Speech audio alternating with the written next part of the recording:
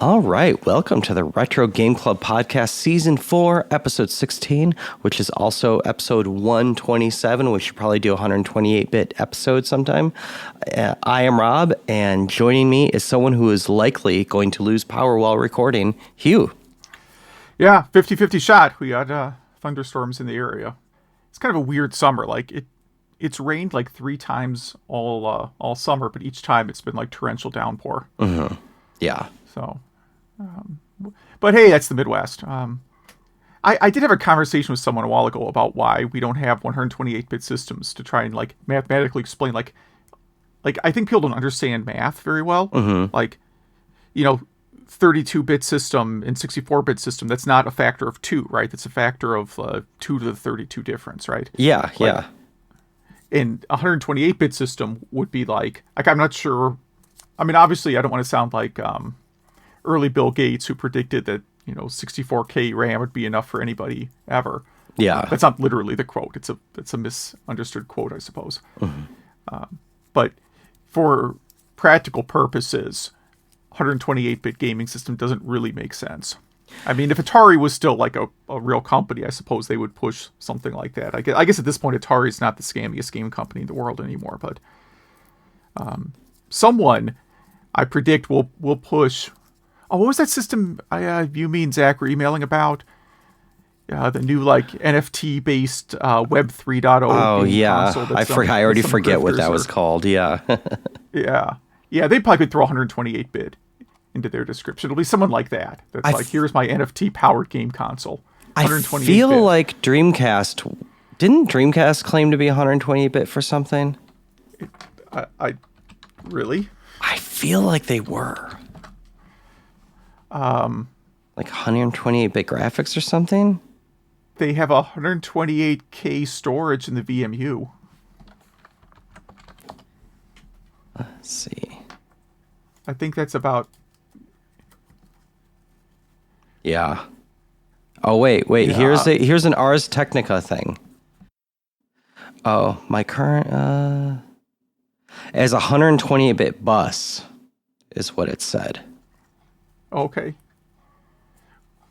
Well, I mean, Sega Genesis had a 32-bit bus, right? But I wouldn't call it a 32-bit system. Exactly. Yeah. But anyway, what's been going on other than binary math? Yeah. So what has been going on? So I've been kind of splitting my time between 2 games. I've been playing a bit of the Live Alive or Live Alive remake on Switch. Probably won't be playing it for too long. It seems kind of short. Mm-hmm. A lot of old 16-bit RPGs would pad time by making you do a lot of grinding. Yeah. And I feel like that's not what they're doing here. Like, the game is pretty easy. Most of the chapters are like 2 hours to play through. Mm-hmm. I think there's 7 main chapters and then 1 or 2 bonus chapters. So, it's a 20 to 30 hour game overall, let's say, Mm-hmm. depending what you do. Some of the chapters are long. Like, there's at least one chapter you could easily play for 5 or 6 hours if you wanted to. And then another chapter that I don't see how it can take anyone more than 30 minutes to get through.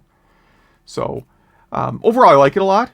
It's super easy. I think they definitely cranked down the difficulty. Mm-hmm. 16-bit RPGs are notorious for being kind of difficult, and they definitely... There's no adjustable difficulty. It's just really, really easy. Like, the battles are all super easy. It's no learning curve at all, as far as I can tell. Okay. So it's a pretty simple, like, JRPG. I like it a lot. I think it's a fun game so far. Just, don't go into it expecting, like, a 200-hour saga, right? Mm-hmm. Mm-hmm. Yeah. Is that turn-based? It is turn-based, yeah. Okay. It's turn-based with, like, a grid battle system. So it's not just, like, static images, like, you attack an enemy. Like, each character's attack hits a different part of the battle grid. Cool. So you kind of have to, like, position your characters. It's a little bit like if you played the last South Park RPG, like, that uses the exact same battle system. I have not, but it sounds like Military Madness or something like that. Yeah, it's like a tactical game Mm-hmm. when you get into the battles, I suppose. So yeah, I like it. I've also been playing a little bit of the Quake Remaster. Mm-hmm. So that's an interesting one. Like, the original game is not super difficult. I'm sure, have you played Quake all the way to the end before? No. Yeah, I mean, like the last boss, there's, you essentially kill them by spawning into them. Like, if you play Deathmatch Quake, right, if someone spawns into a location you're standing on, you die instantly. That's like the hack to defeating the last boss. Maybe that's the only way to defeat the last boss. I don't remember. Nice. But it comes with like all the expansion packs and bonus episodes, and those are like a lot harder. And they kind of are harder in the way like Doom 64 is difficult, where it's not like you don't go into a room and there's like 20 enemies. Like, you go into a room, there's 2 enemies, and then you touch some random tile and suddenly enemies just spawn out of nowhere. It has a lot of enemies like hiding in places that are kind of hard to see them, that then jump out at you. So I think it's a lot of like cheap difficulty. Yeah. And then I kind of wonder, like, how many people bought Quake just out of nostalgia and never played it. Because if you look at the trophies, I don't really care about the trophies, but sometimes I'll kind of browse them out of curiosity. Mm-hmm. And like, the trophy for finishing the original game was listed as like 3%, which I assume means, I don't actually know how the PlayStation trophy system works. Does that mean 3% of people who ever bought the game finished it? Or got to the ending of the main game, not like finished every episode. Yeah, I don't know. I feel like there's no set system for that, so it could be anything. Yeah. I mean, sometimes I play a game and there's a trophy for like started the game and it's only at like 60%, so I wonder how that works exactly. Yeah. And then I forgot I mentioned last episode, but I went up to some garage sales because they're back and everything. And I got the, I think it's the latest model, Atari Flashback 7 for $1. Someone just had a table of board games for $1, and mixed in there was a box Atari Flashback 7. Nice. Which I find Atari Flashbacks pretty often, because I think people buy them out of nostalgia and then are like, oh, wait a minute, I don't like these games. I think there are a lot of people get them as gifts too, and then they're like, I'm never going to play this. Yeah. Yeah, so I've got that. I don't think it's really any different than like the 5 or 6 or possibly even 1 at this point. It's the same form factor as, I don't know, at least the last 3 or 4 variants. Mm-hmm. So I don't know. It has wireless controllers, but you can actually plug wired controllers in too. So I don't know. What? I do hook these things up all over the place. I actually do play these quite a bit. That's cool. Yeah, that was fun. But I haven't really found a whole lot else cool this year. So what have you been up to? Well, when was it? Thursday? I don't know. We had a giant storm come through, and anytime anything happens, my block loses power. And this time I felt like it was going to be a bad time, a long time. So, because there was kind of a lot of power outages going around in the area. And, I go on DTE, which is our power company. And it says, the power outage was due to wind, even though it was lightning and then thunder I saw, and the power went out. So I'm pretty sure it wasn't wind. Anyway, as I was emptying our fridge, because, you lose power right after you go grocery shopping, I'm throwing out all this food that's about to go bad. And I'm like, you know what? The fridge hasn't been cleaned in a while. I'm going to clean it, pretty quickly. Yeah. And I take out one of the glass bottom shelves and I'm wiping it down like I do, at least twice a year. And it barely touches the sink and shatters into a billion pieces. Yeah. So in there, yeah. Yeah, I had a few cuts, nothing bad at all. Glass in the garbage disposal, on the sink, on the floor. So, my wife gets the kids out to my mom's cottage, and I take care of all that without a vacuum, and head out there because we still had like 2 days of work. It was like the middle of a work week, and we needed internet and stuff. So, total nightmare, but we're back home. Usually when we lose power, And we leave, like one time I had to be in Chicago and we lost power the night before. So we're like, all right, let's just go now. We could see like our Nest thermostats and stuff like that come back online. And we're like, oh, we have power again. That did not happen this time. For some reason, the APCs that I have my internet on never came back up, which I was a little bit afraid of because it was a brownout, which was really strange. This is the first brownout we had since kind of LED lights have been, popular. Mm-hmm. And so a lot of my lights actually worked, but nothing else did because we were getting like 50 volts into the house instead of 120. Really strange. Anyway, I was afraid that, that fried a bunch of my stuff. So that was my non-video game stuff that happened. But anyway, I beat Portal 2. As some listeners might remember, I beat Portal 1 recently. And I have to say, this might be the best puzzle game I ever played. Really just hilarious. Great end boss fight. Not too difficult, but really fun, really funny. Great voiceover acting. I would suggest to play Portal 1 and Portal 2, kind of like East Book 1 and 2, where Portal 1 is one of the greatest, intros to any game ever, kind of.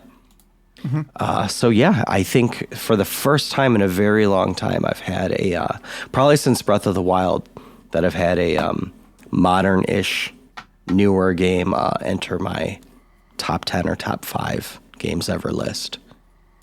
So it's definitely not a nostalgia thing or this is the new latest greatest thing because it's like a 2012 game or whatever.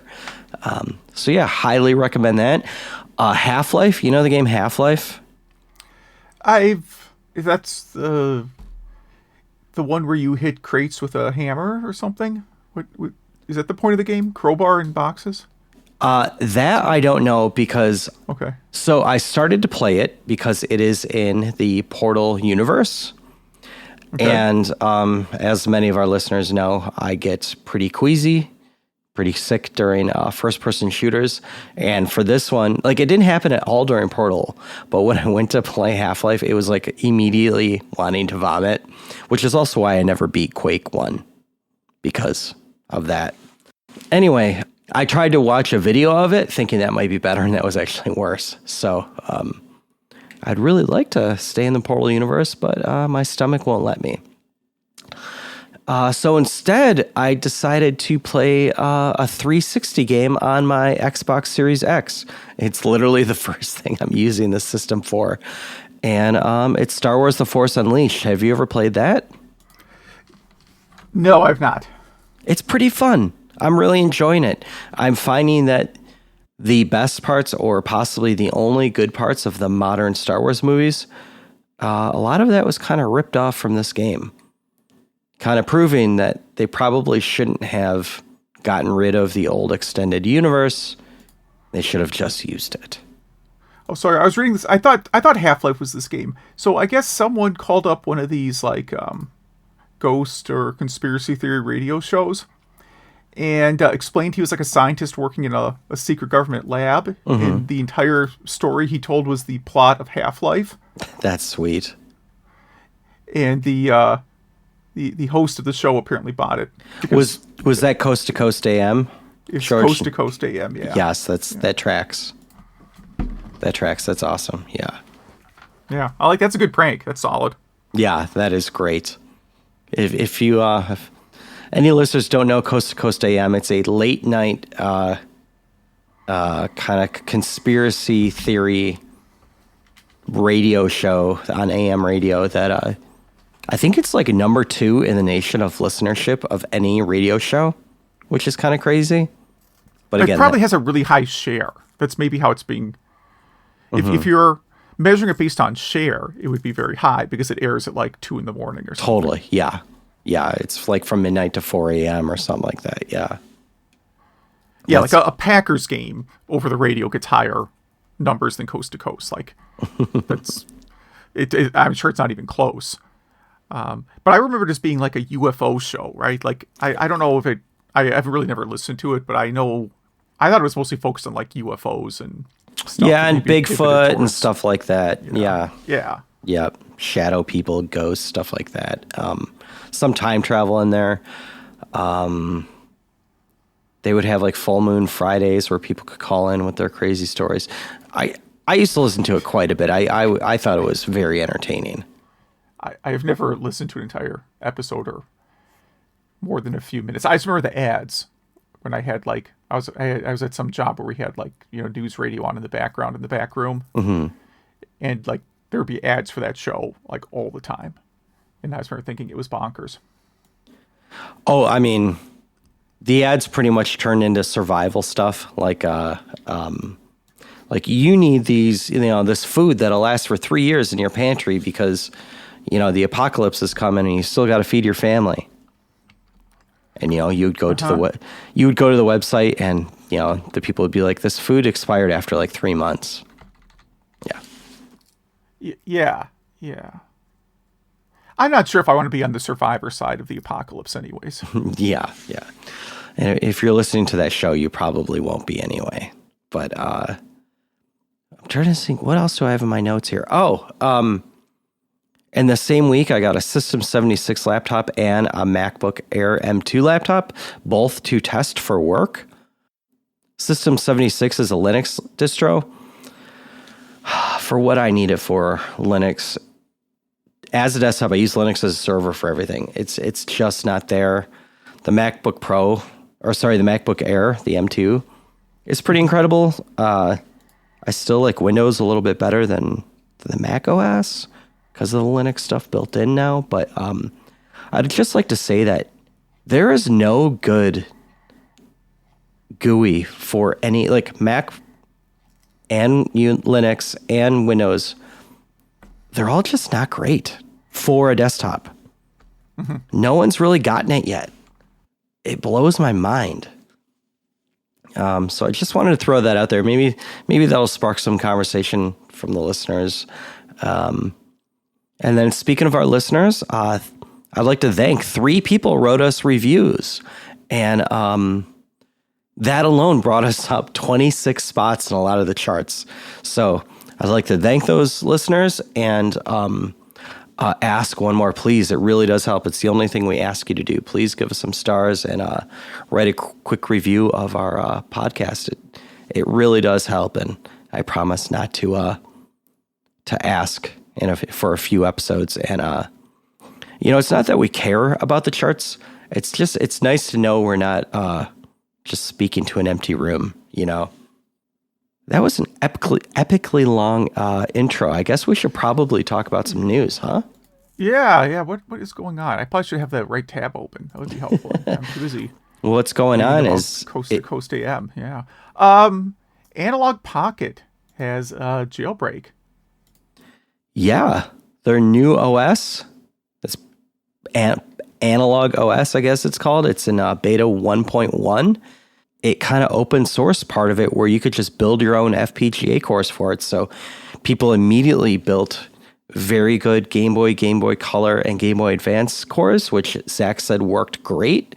And then right after I posted this, someone created a Neo Geo Core, which Zach said is not quite there yet, but the guys fixed some bugs really quickly.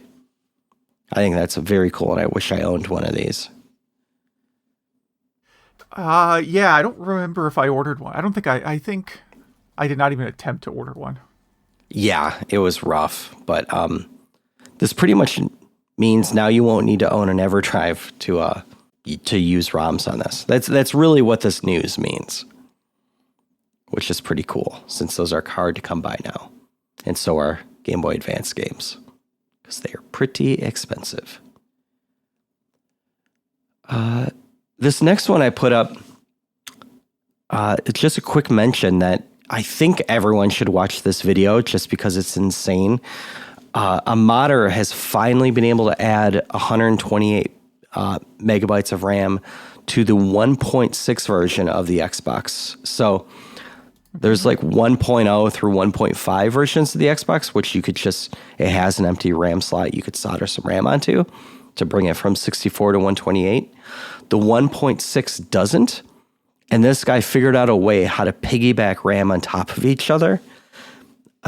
Just epically cool. It's not very useful. It doesn't the games are written for 64 megas of RAM, so it's like homebrew stuff and maybe, I don't know, pirating movies or whatever you can use this for. Yeah, whatever. I know the original Xbox is fairly hackable. Mm-hmm. I may even have gotten one at a yard sale for a couple $dollars and hacked it to run Citrix client on. Nice. So I know you can do quite a bit with them. So I don't think it's totally useless. It's not useless if you have a hack that you can take advantage of this with. Oh yeah, it looks like what I'm seeing here is I can't pronounce that. The Sega Chihiro, is that how you pronounce that? I think it was an arcade system. Let's see here. Okay. Let's see what games. Oh yeah, so games like House of Dead 3, Crazy Taxi 3, Virtua Cop 3, Outrun 2, just a handful of other ones. This was like an arcade board set that you could, with this hack, now run on your Xbox. So you get like 10 more games on it. All right. That's about it. Yeah. Did you put up this next one or did I? I can't remember. I don't know. Which one is it here? I put this one up. Sega Saturn Basic Programming. So I don't know if we've talked about the site before. SegaSaturnShiro.com. It seems unlikely we have never talked about them, but maybe we haven't. And this is about a homebrew development kit for the Sega Saturn. It is not a simple setup. They have the software for this on archive.org if you just want to download the ISOs. But the setup is pretty difficult. So you need a copy of the disc, which again they're gonna give you. A Japanese Saturn or an American unit modded to play them. But then it's like you have to have like a netlink, you have to have like a netlink keyboard adapter and some other things to it's the PC setup that's really more complicated. So you have to have the software, of course.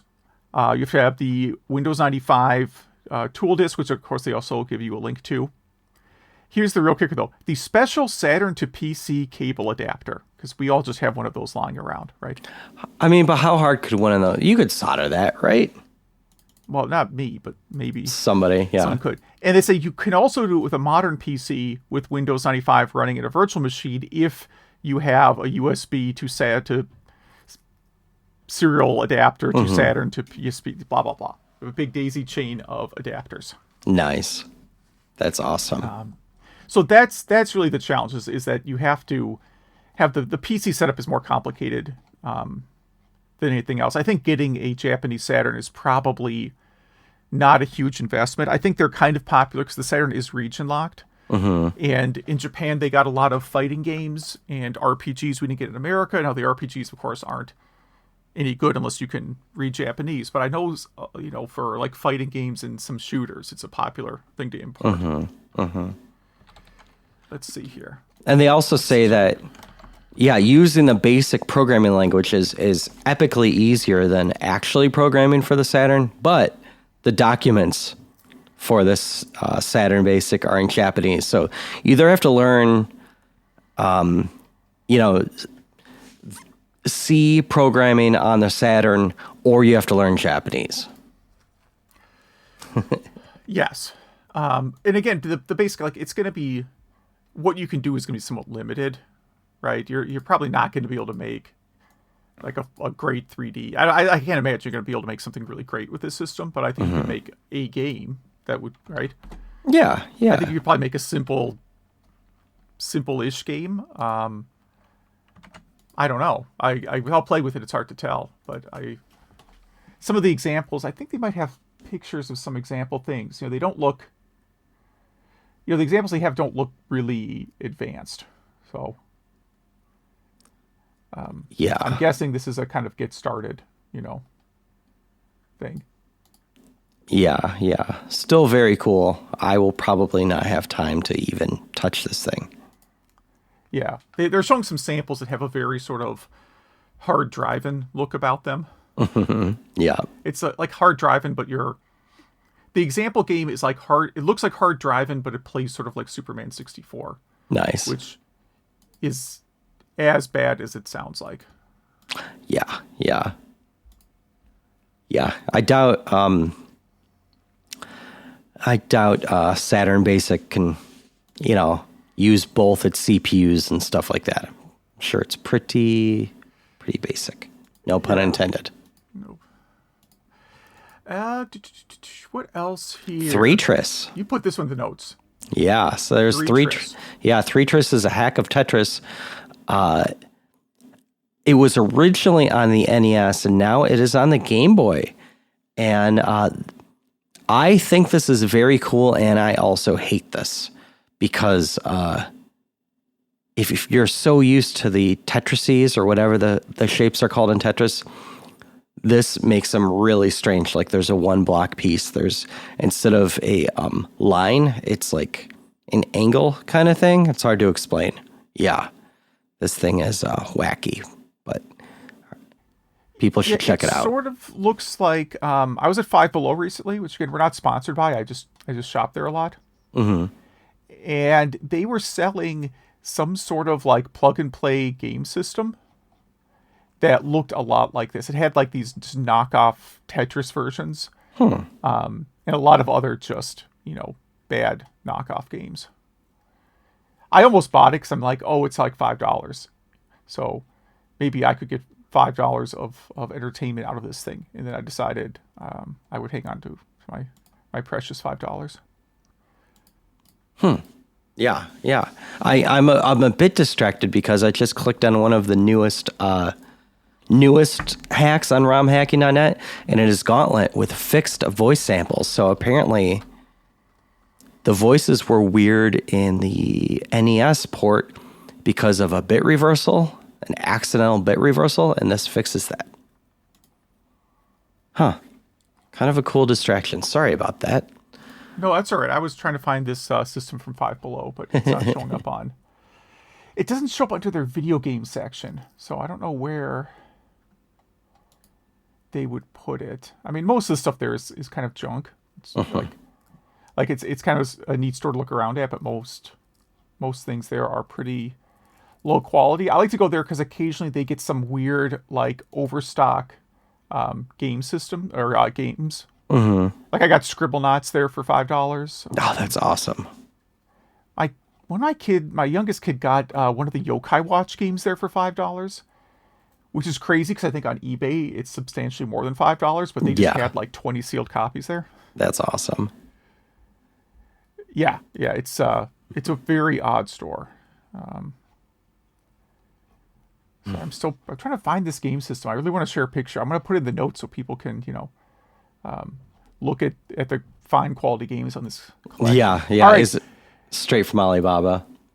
It's pretty bad, yeah. All right.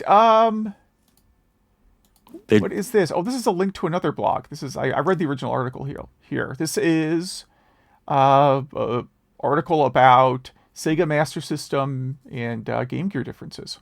Specifically the hardware converter, because they're basically the same system. Yeah, I did not realize that. I mean, I guess they're both a Z80, but yeah, the GG2 SMS converter, I didn't know that existed. Yeah, well, there's a converter the other way around. Oh, that's what I meant. Yeah, the Master Gear converter. Yeah, there's a thing you can plug into the Game Gear to play Master System games. The other way around, I don't believe this is I don't think this was a commercial product. I think this is something you would make on your own. No, it looks like a real commercial product now that I look at the picture. It's because I just watched this video a few minutes ago. The Game Gear has a higher palette than the SMS. So when you convert back from Game Gear to SMS, you have to either on the fly or, in programming to convert a ROM, you have to find the closest color in the palette that it will support it. Yes. And then not our friends, with the smspower.org, a site I enjoy a lot, has a list of games that are compatible, Game Gear games you can play on the Master System. That's cool. I guess some games can't be downscaled. And as this article notes, most of these games already have Master System ports, and you should play those instead. Yeah, there's like no reason. Yeah, that's funny. Yeah, there's a few here that I I know don't have Master System versions, but just browsing this list, a lot of them do, yeah. Yeah, Game Gear is definitely a system I'd like to play more. I own a Game Gear, and I probably have 30 games. It's just the screen doesn't look very good. Mm-hmm. So maybe if I get one of these analog pockets, I can get into Game Gear. Oh, totally. Yeah, yeah. I really want one of those.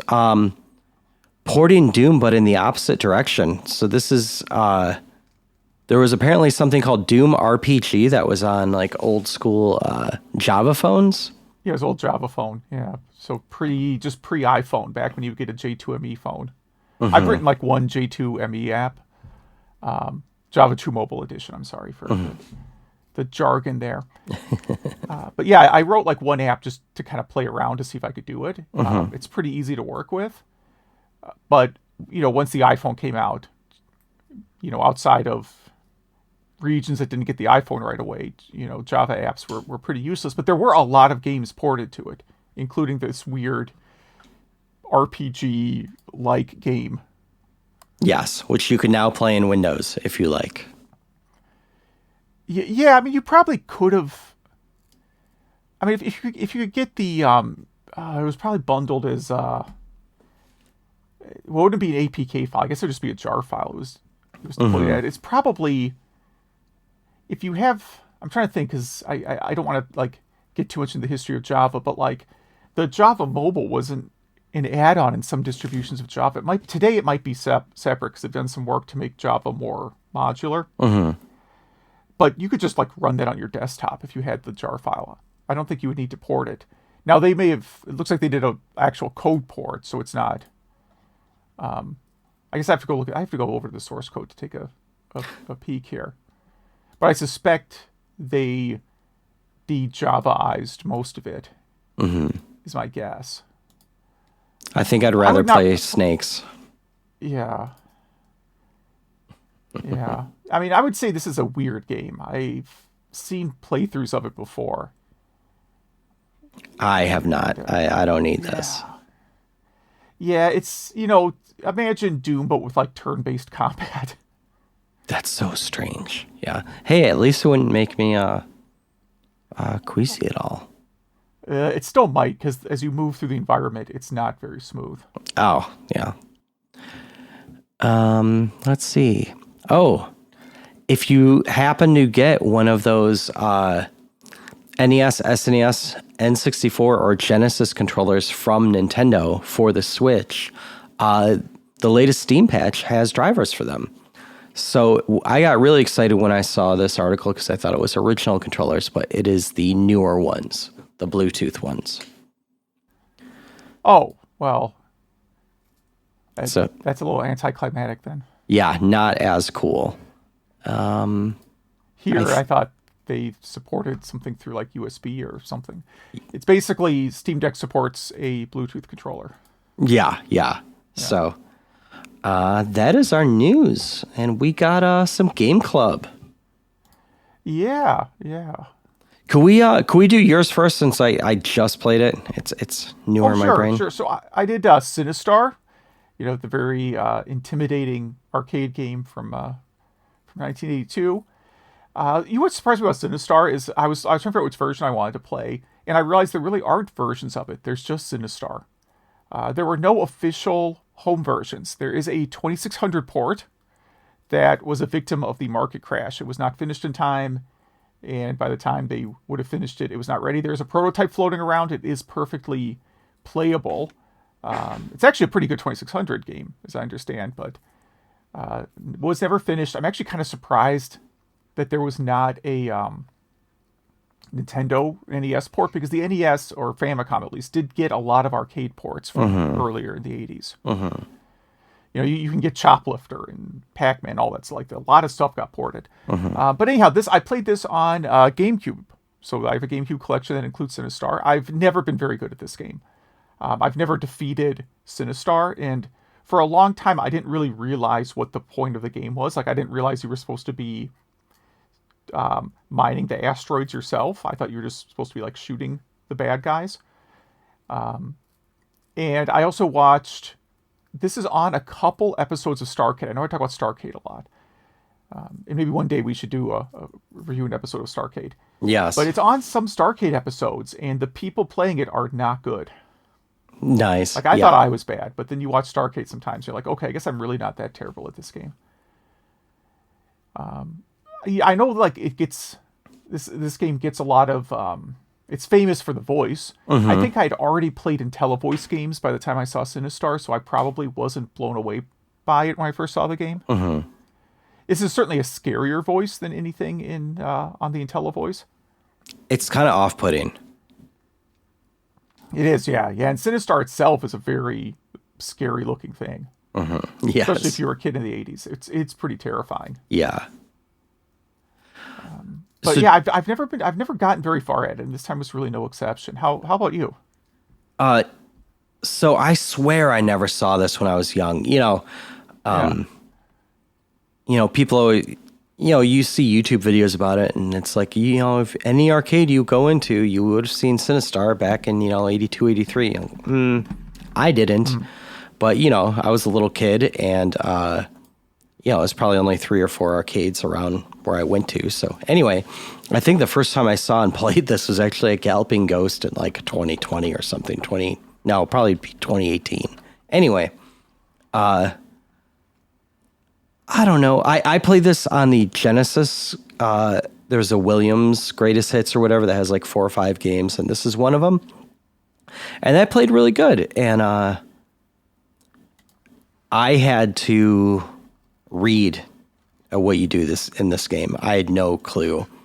And so like a game fact or something. Once I did that, maybe I watched a video too. Once I did that, I kind of got the hang of it a little bit. Yeah, very unique game. Like you said, you have to shoot these asteroids to, I guess call them planetoids maybe, but to get this yellow thing that turns into a blue bomb after you get it. And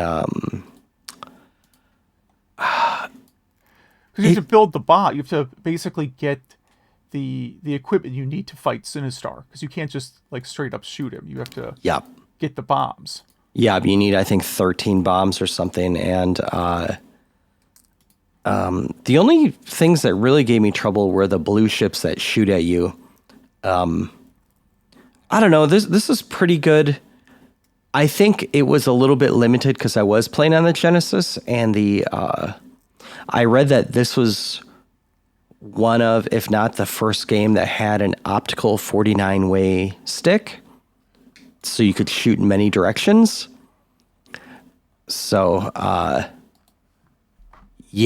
think APB was another game that had that stick. I could be wrong.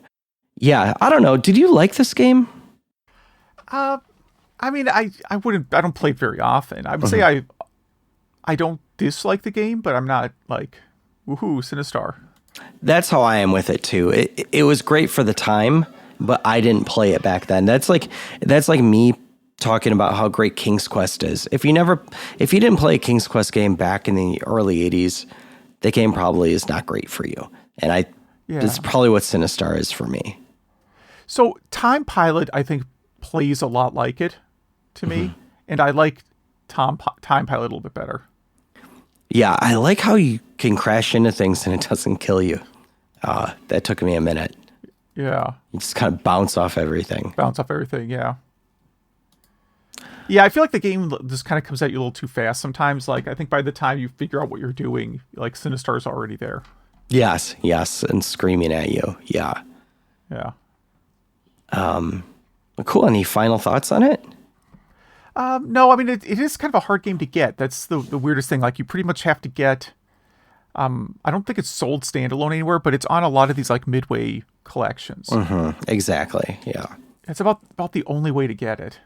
A lot of our listeners said they played it on archive.org, and that did not boot for me. Okay. I was in Chrome. Maybe Chrome didn't like that one, but I've never had a problem other than with that game. Weird. Yeah. Well, Jungle Hunt, my pick of the week, was a favorite from when I was a kid and playing the 2600. I would rotate between this and Pitfall and Asteroids and Kangaroo were probably my top played games. And so This was originally released as Jungle King, but because of copyright stuff with Tarzan, they had to rename it, which I didn't know that until recently. And to me, this was a 2600 game. I had no idea that this was even in the arcade back in the day. But yeah, it was programmed for the arcade by Taito, and then most, if not all, the ports were by Atari. So, this was on all the Atari systems, 2600, 5200, 8-bit computer. It was on Coleco. It was on Commodore and VIC-20 and Apple II. And so, you play as this dude who swings from vine to vine. You dive into a river with crocodiles, and you're knifing them. You could also... So the way you die with the vines is you miss the vine. You're jumping from vine to vine.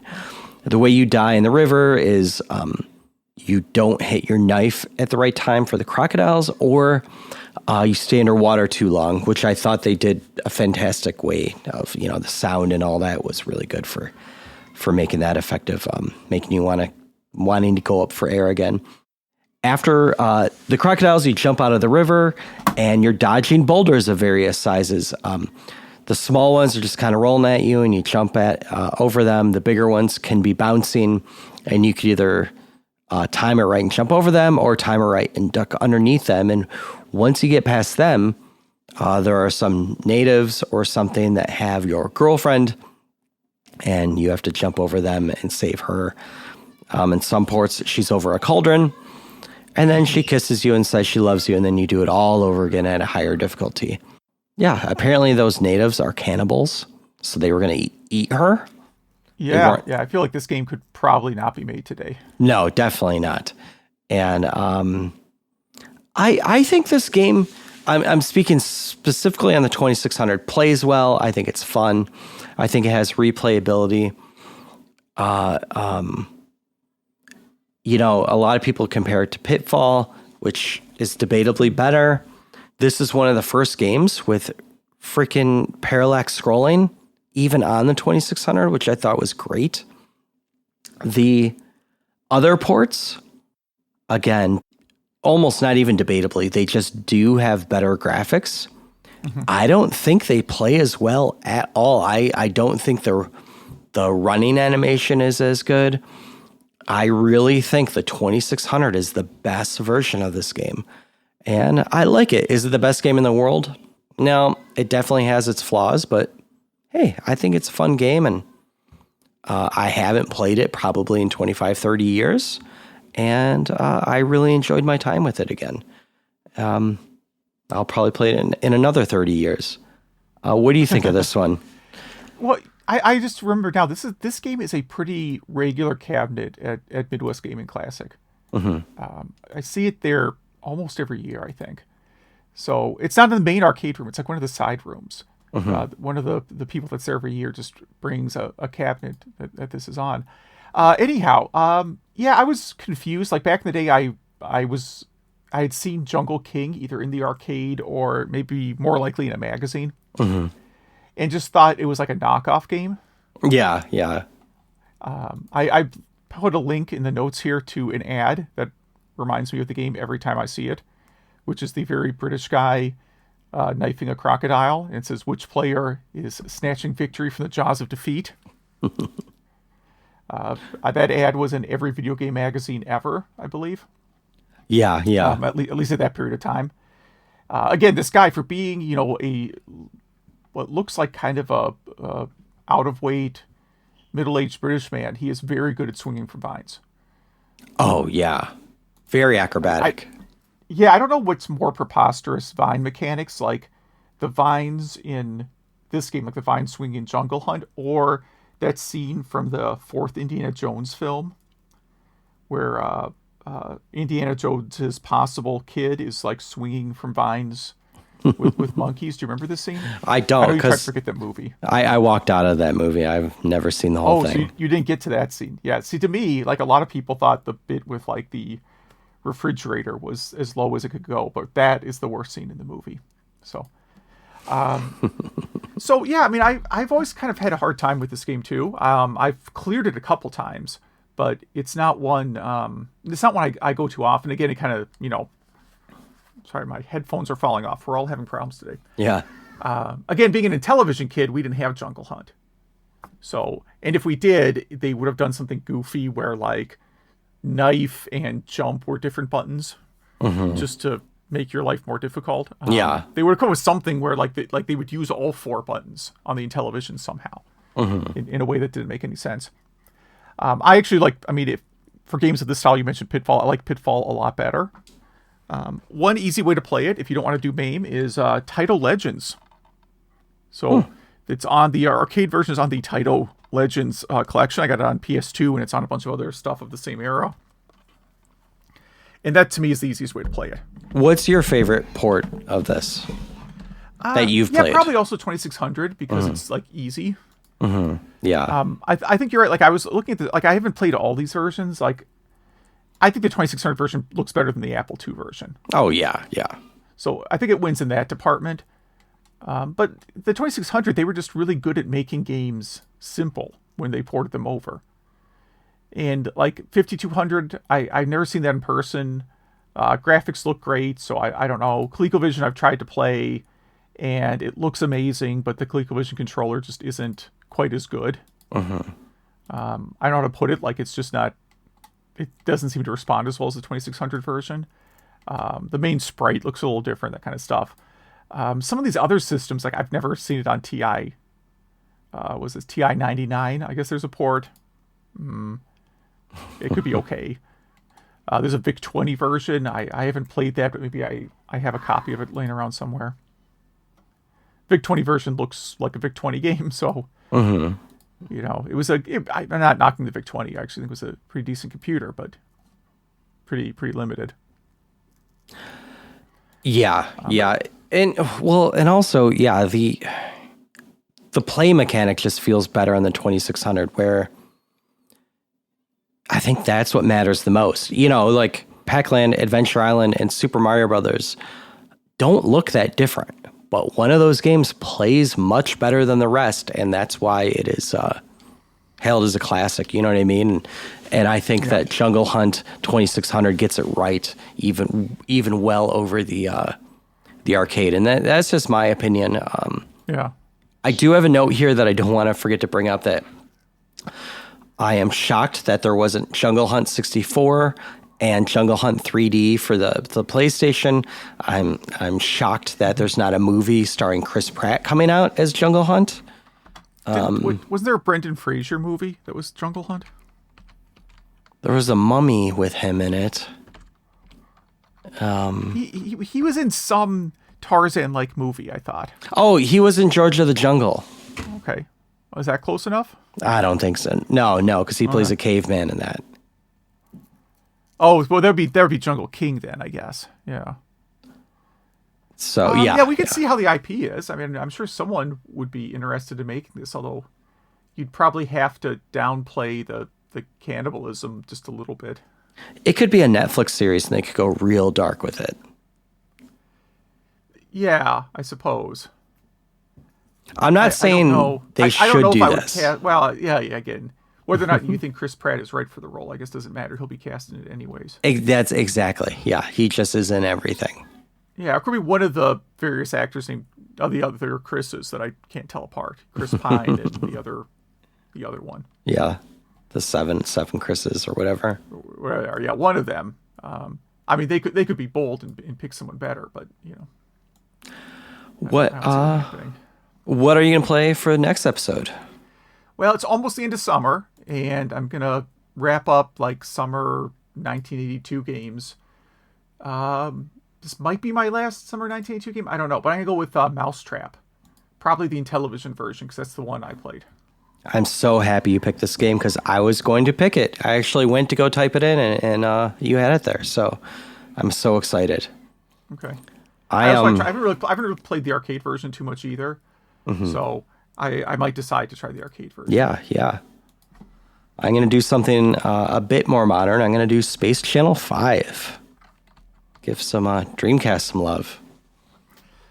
Yes. Now, before you anyone corrects me, I know Mousetrap is technically a 1981 game, but all the home ports are 82, which is what I would have been playing in 82 anyways. Yeah, and you probably wouldn't have seen the game in the arcade until 82 anyways. Yeah, I honestly, like you said, you never saw a Sinistar game in person. I don't know that I've ever seen a Mousetrap arcade cabinet. I've never seen one. Yeah, again, possibly a Galloping Ghost, but that's just because they have everything. Yeah.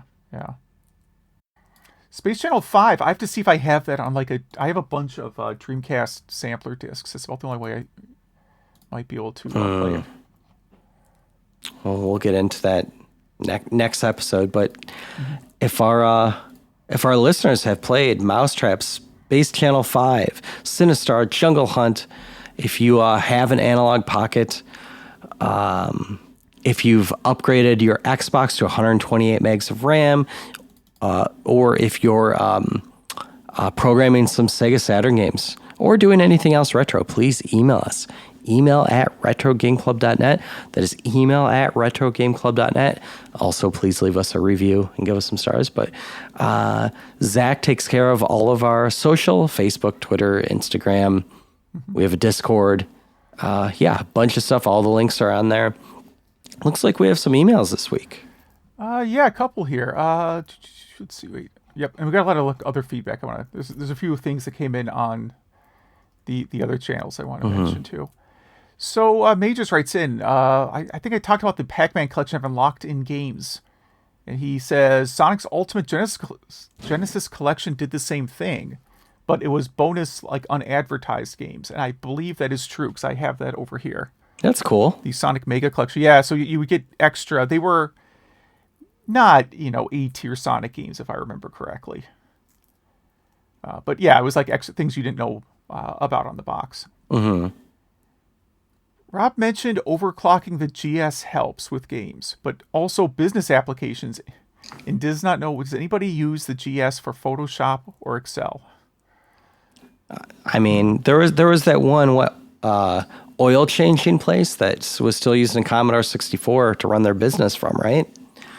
So there's got to be someone still using a GS for something.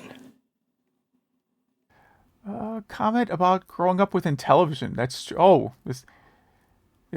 psychoanalyzes that perhaps growing up within television is why I prefer FMV games today. Possibly. Let's see. Atari 50th anniversary. His first Atari system was a Lynx. I don't think I've heard of that before. Has to have happened, though. Grew up with many friends who had the 2600, 7800, and the 400, 800 computers, but there was never one in his house. And he's still quite fond of the Lynx. There's some photos here. What is this from? Oh, what's the full name of this convention? Do you remember? Southern Fried Gaming Convention. What was it called? Something like that. Southern Fried Gaming Expo. I want to make sure I get the name right. But he sends a few photos from that, including this crazy 80s van that has I don't know, what is that? The wizard fighting a demon? No, it's one of those crazy D&D paint jobs on a van. Yeah, I was going to say it looks D&D. Yeah. Yeah. And then also Southeast's Vintage Computer Fest. Someone brought a bunch of BBC Micros in Sinclair 81, which you probably will not see in person in the US normally. And then he sends me a link over to the Shadowgate board game, which I think I knew about this. It might have been like a Kickstarter or something. That looks cool. It lets you play, you play like Shadowgate, but in board game form. And I do like Shadowgate a lot. I have played that many, many times. And if this gets out in time, I don't think this episode will get out in time. He wants to give a plug for the Long Island Retro Festival, which is August 12th through 14th. It'll probably be out in time. We should also remind listeners that in Chicago, the Vintage Computer Fest will be happening on the weekend of September 11th. Yeah, and I still think what's weird? I went to the website for that thing just this week, and they do not list the hours anywhere on their website. That is strange. Do I show up at noon? Do I show up at noon and just assume it will be open at noon? Get there at 6 a.m. Yeah. So I have no idea. But this Long Island Gaming Expo looks pretty neat. Looking at some photos of it right now. I was thinking about it just the other day. There's an expo in Cleveland coming up soon also. Some kind of retro gaming convention in Cleveland. I'm like, oh, well, that's a short drive. But I forgot, like, Cleveland is all the way on, like, basically the Pennsylvania border. Yeah, it's not close. Yeah. It's I'm like, oh, yeah, what's that? Like a 3-hour drive? Because I was picturing it more like on the west side of the state by Indiana. Yeah, I'm 5 hours closer than you are, and it's still far for me. Yeah. So I decided I'm not gonna make it out to that one. It's actually a longer drive than Cincinnati for me, which is crazy to think about. Because Cincinnati is basically Kentucky, right? Yeah. I mean, borders Kentucky. Like, it's literally, you can see Kentucky across the river. Like, I'm not exaggerating. Ollie from the Isle of Jersey writes in just to wanted to thank us for throwing down the gauntlet for small places to email from. Yeah, it's good. I'm if we get one from, like, what is it, North Sentinel Island, then I will feel like we've really made it. How many people live there? There's no official count, and everyone that's visited the island has been speared to death. Oh, it's that island. Yeah. Yeah. I mean, I kind of don't blame them. But if somehow we got a listener from there, that would be, to me, a pretty big The win. ultimate. Yeah. Yeah. I mean, being that they don't have internet, I don't think. I think I jokingly said Pitcairn Islands, but that's another one. I think they do have internet, but there's like 50 people living there. But anyhow, enough about small places. Although, really, if you think about it, like, a remote village in Canada could be more remote than many of these islands we named. Yeah. But they would have internet, right? If you're in northern Canada, you could be 10 hours away from something resembling civilization, but still have, like, high-speed internet. Speaking of remote places, this is not remote. It's just far from us, but I might be spending some time in Sydney. I'm using air quotes soon. So if we have any listeners in Sydney, Australia, shoot us an email. I'll probably email you back directly and give you some details. But yeah, more on that to come. Yeah, I would not describe Sydney as remote. No, it's just far from where I am. Yeah. Now, if you were in Alice Springs, Australia, that would be interesting to hear from. I'm sure they have internet, but that's remote. Yeah. I think that's like geographic center of the continent. Yes. Surrounded by red desert. Yeah. Yeah. Seems kind of chill. I mean, not temperature-wise. It seems not chill temperature-wise. Yes. It seems like an interesting place. Anyhow, Ollie sent some feedback on Jungle Hunt. I think this is the first time he played it. He said he had a sinking feeling that the rope swinging might be the entire game, and discovered that it's a lot more fun when you get to the later stages. Yes, I agree. Yeah, and that he particularly liked the rock jumping level. And he said he used the same tactic. He's mentioned the tactic of not pressing left and right when you're jumping, which is true. Sinistar just wanted to compliment the audio on it. Not just the speech, but the audio in general. I guess he played it on MAME because he said it was very difficult to play on keyboard. Okay, I could definitely see that. And what is the McWill screen? Okay, yep. So he mentioned he upgraded his link with the McWill screen, and that is just an IPS, very nice LCD screen for your links. Aha! So I clicked on here too. So it's $109, and then of course you have to have the know-how to install it. But I'll admit, like, that link screen, like my Game Gear screen, is not really fun to look at for more than a couple of minutes. Yes, and it's hard to see. It's kind of washed out. Yeah. Based on these screenshots, though, it does seem like a pretty big improvement. If you could somehow add, lithium-ion battery or something to the thing, I guess that would help too. Or a chargeable battery. Yeah. That's what you mean. Yeah, with like a USB port. Yeah, for sure. Yeah. Some people sent us feedback on Sinistar. Seems like everybody likes it, so that's good.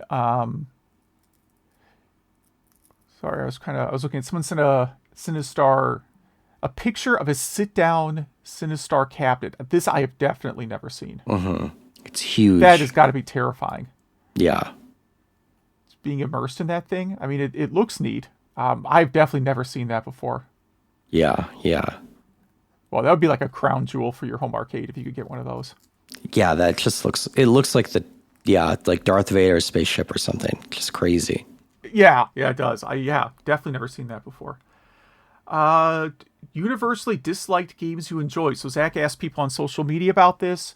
There's a lot of responses. I'm going to call out a few that I agree with. Like a few different people have mentioned E.T. for the 2600. Basically saying if you read the instructions, it's not a bad game. I agree. E.T.'s not a bad game. Someone mentioned Friday the 13th somewhere in the feedback, and I agree with that one too. I like Friday the 13th. Tiger Claw Radio, who I haven't heard from in a while. I think he comments on social media a lot, but says Wizardry. It's very imbalanced, but is always a game that he was a big fan of. That's a game I want to like. Yeah, it's hard. So the thing about Wizardry is that it's a Western game, but it was really, really big in Japan. I think that's the thing. Like, it was an influence on a lot of later JRPGs, especially the having to grind to just absurd levels. They copied that part of Wizardry, but Wizardry is a very influential game. And so it's important. Castlevania 2, some people like. I do want to jump back up to Nathan's Sinistar thing where he gives the tip of using an Xbox controller with the analog sticks to mimic the 49-way joystick. Okay. So it makes it a little bit better. That's a good tip. Couple other games here. Someone mentions Kirby's Air Ride, which I just mentioned that my youngest kid really likes the game. It seems to be a racing game that doesn't have any racing objectives, if that makes sense. Yeah. Like you just basically never lose. You're just racing for fun. Someone else mentions Atari 2600 Pac-Man, and that they still fire it up and can play it anytime. And yeah, I agree. I like 2600 Pac-Man.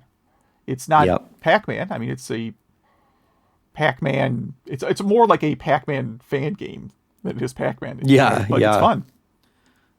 We got there's a few more modern games in here, like No Man's Sky. And that one's funny to me because I haven't played it too much at all, but I saw it. It is a strange game in terms of how it worked out, but they released it and no one liked it. It really wasn't what they said it was going to be. And they spent years and years perfecting it and adding to it. And now I guess it's a fantastic game that still sells pretty well and people still play a lot. Well, anyway, I was at a toy convention and I saw it for PS4 for sale for $5 and I bought it. And then not a week later, they announced the giant update that everyone was waiting for that no one thought would ever come out. So now it was one of those few times where I immediately could have made money on a game. But yeah, that's a good one. And Mass Effect Andromeda, I still haven't played that one, but yeah, I've heard bad things. Okay. I was expecting to get at least one Metroid Other M in here, but I don't see that. That's on my list. There's just so many games. There's so many games people named. I can't go through all of them. Yeah, we got a lot of great feedback for this one. And one I haven't heard of, Star Wars Masters of Terras Kazi. Yeah, that's a PlayStation game, and it's like a Virtual Fighter Battle Arena Toshinden game with Star Wars characters. Okay. I mean, I've played it. I did not like it. But first of all, I'm not real big into the polygonal fighters to begin with, so. Well, he says it's kind of like Soul Blade, which I like Soul Blade. Yeah, Soul Blade was okay. Yeah. Yeah. Soul Calibur 2. We just did this one recently. Yeah. That one's all right. So, I don't know. It's probably not terrible. So someone likes TMNT on the NES. I like the soundtrack, and that's about it. Yeah, I like watching speedruns. I don't like playing it myself. The crazy thing about TMNT on the NES is, despite being constantly called like a massive failure. I believe it is the highest selling NES game that was not produced by Nintendo. I believe it. I definitely believe it. I think so. I think I looked that up at one point. It was shocking. I would have thought it was Top Gun just because I find Top Gun in boxes of NES games all the time. Mm-hmm. But I think TMNT is the highest selling third-party NES game of all time. That's crazy. But yeah, it makes perfect sense. Yeah. Well, if we got a huge feedback this week, so thank you again, everyone. We love it. Sorry we couldn't fit them all in. That's because I rambled a lot at the top of the show. Mm-hmm. But again, email at retrogameclub.net. All our social links are in the show notes. And new games are Space Channel 5 and Mousetrap. And I think that wraps it up, right? Yeah. So thanks for listening.